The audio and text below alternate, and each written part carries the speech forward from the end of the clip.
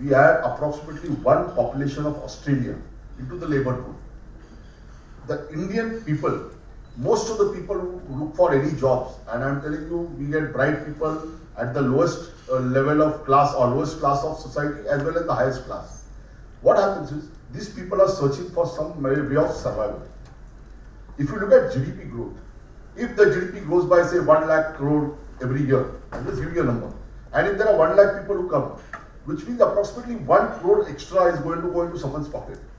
If you look at those numbers, calculations, and I'll write a report in some journal now, sometime later, the average amount of salary a person is likely to get if he passes out in this year is approximately 15,000 rupees to 20,000 rupees.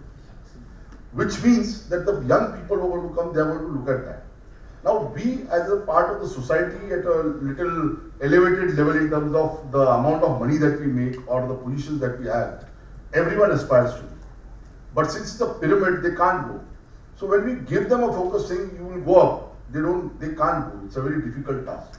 So what happens is, everyone is expected. What you are talking of lawyers, if you ask anyone, just ask them what do you want to do. They'll say, I like, say, painting, but I am never going to get money in painting. So I'll become a lawyer, architect, engineer, etc. And engineering is tough, medical is tough, the fees are very high. So most of the people find law as a cheaper substitute for learning. And let me tell you, the cheaper is only economic sense, but study-wise, it's one of the toughest things.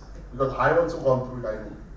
But the point of being paid and all, if the supply is very high, if the number of lawyers is very high, and the professionals like us, there is a problem.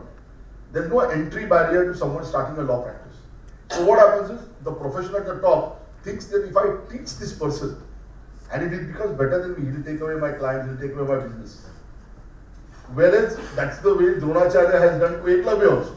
So I don't say that it's only now. So it's their own next of kin. You will see lawyers, advocates, sons and daughters being advocates, the family members are advocates. Same thing with doctors, actors, MBAs and engineers, everyone. But it's the low fees, the brightest students coming, the pool very high, people don't want to go, that's one reason.